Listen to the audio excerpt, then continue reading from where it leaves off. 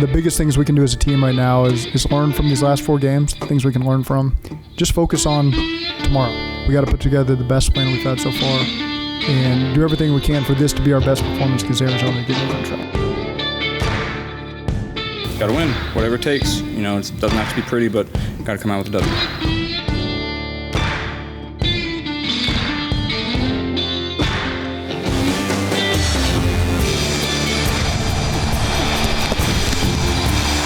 Joe finds room into the end zone.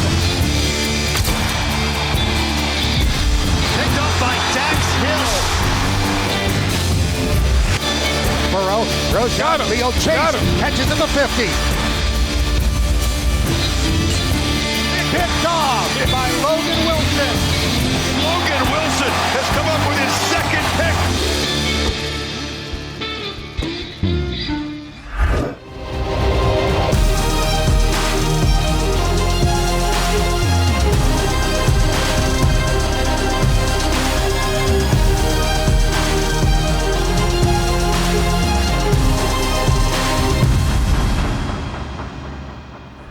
It's on to the next as the Bengals head west, hoping to wrangle a win in the desert. Welcome in to Bengals Weekly. I'm Marissa Contepelli. The Bengals make their furthest trip west since Week 11 of 2021 and their first trip to State Farm Field in 8 years. So as we get you set for kickoff in this AFC-NFC showdown, we welcome in NFL analyst Brian Baldinger to the show as Baldy breaks down the Bengals against the Cardinals. Dave Lapham rolls the film and shows us how tough Trey Hendrickson has been on the defensive line. And on Countdown, I'll tell you how reliable and dependable Jamar Chase has been for the Bengals offense. But first, the focus has been high at Paycor Stadium as the team has stressed the importance of Sunday's game in Arizona. And in talking to the Bengals players this week, there's been a high emphasis on cleaning up the fundamentals and playing together as one. Whenever you go look at the film, it's never as good as it seems, and it's never as bad as it seems. And there's a lot of those things that happen on Sunday and that have been happening to us on defense have been things that we've been doing, not always what the other team's doing. And so we just got to learn from those things and keep moving forward, keep putting one foot in front of the other. We have to be better. We scored three touchdowns. That's not near good enough. So we got a ways to go, but we have the guys in that room to do it. We got the coaches to do it. So we're going to continue to be getting better in practice and put our best foot forward on Sunday. We got to have every guy win their matchups, more plays than none against anybody we play. And if we get that done, regardless if Joe can maneuver or not, and if we win our one-on-one matchups and we execute the plays that we need to execute, then we'll be right back where we left off. We know the talent that Joe has and the whole offense, and obviously things haven't really been clicking, the first couple of weeks, but we have a lot of confidence in each other and a lot of confidence in the coaching staff to turn it around and score a lot more points. Yeah, every week we're just trying to put the best plan possible. Last week it was to play against Tennessee. This week it's Arizona. We've done a lot of really good things with this personnel in the past. We know that we've got a great operation in terms of how we prepare, how we practice. We got to find more production, certainly as coaches, in terms of points. And we got a lot of confidence that we get the guys to do it, and they believe in what we're doing. I think he gets the ball out very quick. I think that he's playing. I think he's got one of the higher completions percentages in the league right now, and we just got to be on it pass game wise. And then obviously there's that running aspect too that he's gonna try and get some run game in there, and so it's always tough to game plan against. He's really smart. He's been effective and efficient. He's made some really good plays with his feet. That's shown up on those key downs, third downs. He's made some plays. They're a good defense. They've been playing great. They have a new head coach, defensive guy, and they have a really good scheme and good players. And guys are playing hard. They're flying around. I know what Arizona does, and so we're focused on that. And they're a good defense. They're well coached. They fly around and make plays. We got to go in and get a win on the road. We haven't had a road win yet. We pride ourselves on the road. We're playing a really good football team, good defense, good scheme. We need it for our morale, we need it for the rankings, we need it for everything. 4 weeks in, and we've somehow had the feds at every game this season. Coming up next, we check in with a few of our undercover agents as we bring you the best of mic'd up through the first few games. Hey, I want y'all to know I'm the feds today. I'm the fast today. Bengals Weekly is brought to you by AltaFiber, proud to be the official internet provider of the Cincinnati Bengals. Paycor, proud to be the official HR software provider of the Cincinnati Bengals. And Kettering Health, the official healthcare provider of the Cincinnati Bengals.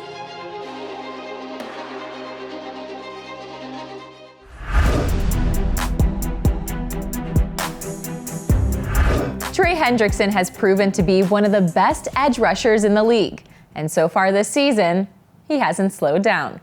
Let's send it over to Dave Lapham to break down the film. The Bengals are blessed to have one of the most dominant edge players in the National Football League. Since 2020, Trey Hendrickson, 42.5 sacks, fourth most in the NFL.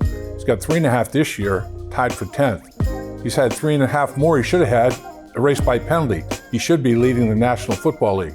He also sets a very tough edge in the running game. Let's take a look at Trey Hendrickson. Little tackle twist right here, a pick, other tackle come inside. Trey Hendrickson in the 2-point stance, mobile quarterback, Deshaun Watson. He thinks he's going to see a lane.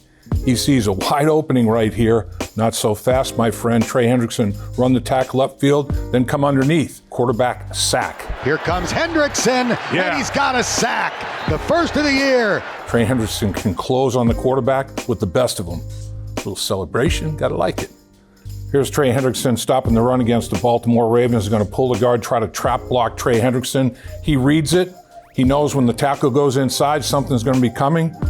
Hunkers down, strong base, reject it, get outside, get involved in the tackle. That's a really good play against the run by Trey Hendrickson. It's a perfect world when the pressure causes a turnover, and that's what happens here. Watch Trey Hendrickson take the inside rush. The reason he can go inside on the tackle is Nick Scott is blitzing. Lou Anarumo is heating it up. Watch the arm under rip move by Trey Hendrickson. Beats the tackle. Going to get Stafford off his spot. Nick Scott is going to be blitzing. Watch Logan Wilson read the quarterback's eyes. He's going to drop into his area. Sidearm slot, trying to throw the football. Logan Wilson breaks on it. Interception. Short field for the offense. Trey Hendrickson just speed rush up the football field. The key right here, watch Thomas. His shoulder pads are going to be parallel to the sideline. You have to be on a 45-degree angle to effectively block a pass rusher like Hendrickson. Once Hendrickson gets him to open up and his shoulder pads are parallel with the sideline, you have a short edge, easy sack. Yeah, Hendrickson has him and sacks him at the 25. Got a TE twist going on the other side. Trey Hendrickson one-on-one. Going to meet the quarterback. The H-boys, Hendrickson and Hubbard. Get a little penetration. Nice job by B.J. Hill. Here comes Hubbard. Here comes Hendrickson. Sandwich. Tannehill is the meat of the sandwich right here. Meet at the QB. That's a defensive end's dream. Tackle's trying to hook block Trey Hendrickson. Tough assignment. Lateral step for Trey Hendrickson. Split the gap between the guard and the center. And he does it beautifully right here. Just gets that penetration. Up the football field he comes. Tackle for loss. That's just like a quarterback sack. Hands it off, and Tajay Spears is tackled for a 5-yard loss by Trey Hendrickson. As you can see, Trey Hendrickson loves to play football. He plays with energy, plays with emotion. The team feeds off that, and it's taken him to 2 straight Pro Bowls. Heck of a player. Is this thing on? We're good? Well, the undercover agents have been hard at work on the field, bringing you exclusive access that you won't find anywhere else. So let's head down to field level and listen in, because we've had the feds mic'd up, bugging our games. Yes, sir! Big bodies! Yes, sir. You already know what time it is, man. Monday night. We back, Tory. We back. What's up, man? What's up, sis? Let's go. We on it. Let's go. Hurry up, Max.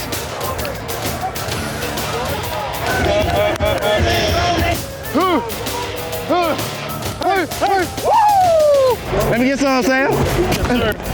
Back in the home state. Hey, I want y'all to know I'm the fast today. I'm the fast today. I'm trying to do a job, though. It's a running play for Mixon. Finds a crease left side and runs for the first down. Come on. Let's go.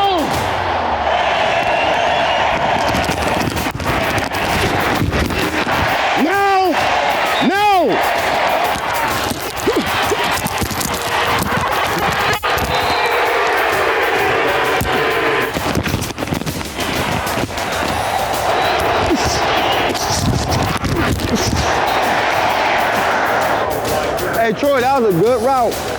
That was a good route.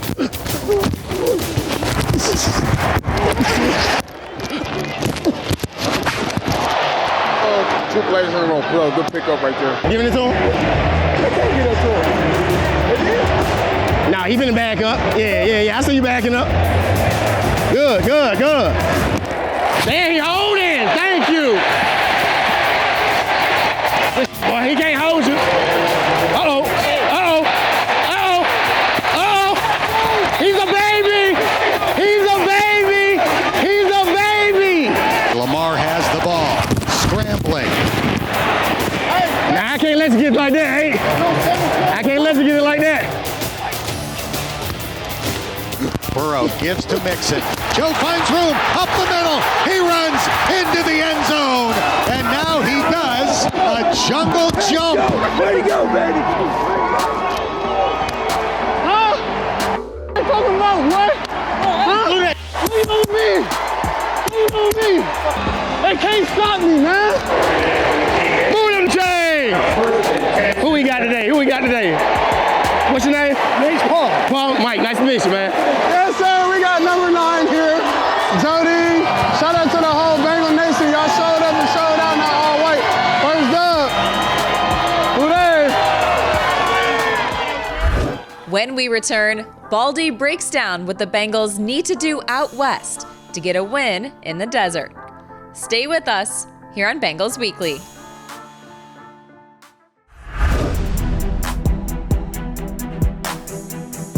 Welcome back to Bengals Weekly. NFL Network's Brian Baldinger is known for his Baldy Breakdowns. So who better to break down our Week 5 matchup against the Cardinals than Baldy himself? Baldinger now joins Dan Horde to give us his preview. Perhaps my favorite NFL content on Twitter are Baldy's Breakdowns, and it's always great to visit with the man responsible, NFL Network analyst Brian Baldinger. Baldy, let's talk about Joe Mixon. He is on pace for a 1,000-yard season. His yards per carry is above his career average. How does Joe look to you in year 7? He looks good. Joe's good. They popped a bunch of runs early in that game. But like I said, it's against a really good defensive front. That's a good group. You saw them in the playoffs a couple of years ago. They're about as talented as anybody. They're healthy right now.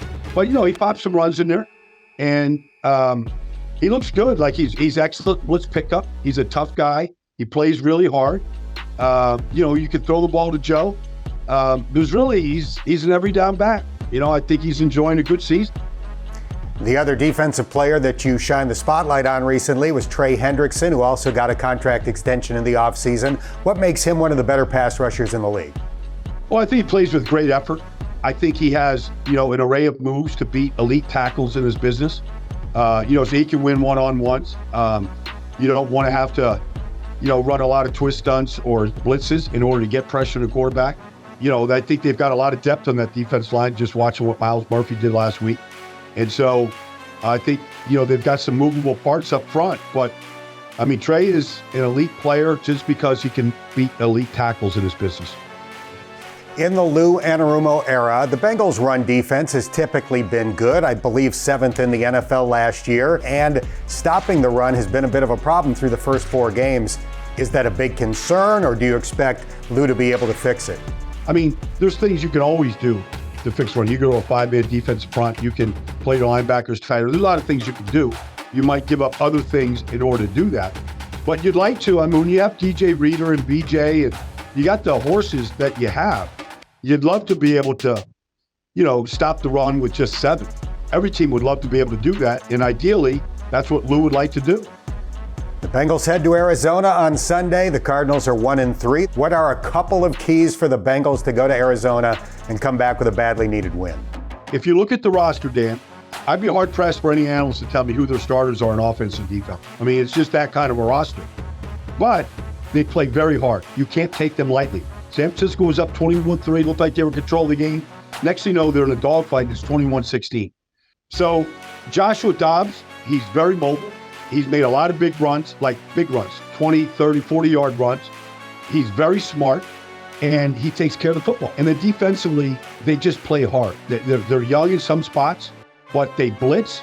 They come at you from everywhere. So I think they play above their talent level. to this point because they've been in every single game so far. Always appreciate your time. Keep up the great work, Baldy. Dan, my pleasure. Anytime. Enjoy your trip. This fall, the Bengals and Ohio Cat will be out at a different high school football game, cheering on our local teams throughout the season. Last month, Hude and the Bengals Stripe Squad were out at Highlands High School as the Bluebirds hosted the Ryle Raiders. Students and fans had the chance to win great prizes, including passes to attend a closed practice later this season. Rule your school and be on the lookout for Friday night stripes, because the Bengals and Ohio Cat could be coming to your game next. Did your high school win a big football game this past weekend? Then you can nominate your coach now for the Bengals Coach of the Week Award presented by Paycor by visiting Bengals.com/Coach of the Week. Up next, it's time for Contepelli's Countdown, where I'll tell you how reliable Jamar Chase has been for the offense. Stay with us here on Bengals Weekly.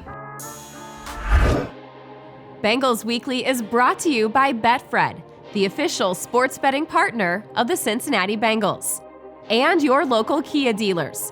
Visit Kia.com to discover movement that inspires.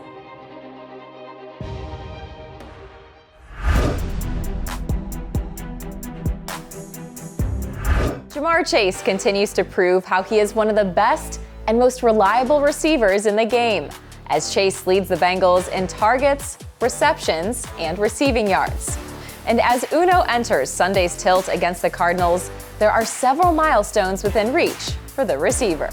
With 4 catches on Sunday, Chase will become the 4th fastest player in NFL history to reach 200 career receptions. He'll have done so in 34 games. And if Chase hauls in 5 catches, it will be the 13th consecutive game where Uno has caught at least 5 passes.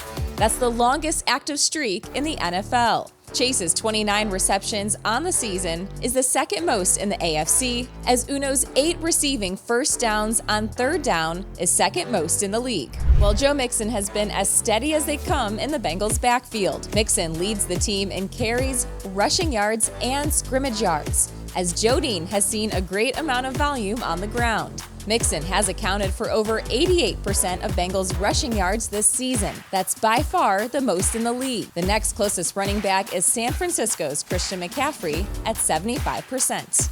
And as the Bengals get set to take on another out-of-conference foe, Joe Burrow will look to continue his superb play against the NFC. Burrow has led the Bengals to 5 straight wins against an NFC opponent, and in 4 of those outings, Joey B has posted a 100 or better passer rating.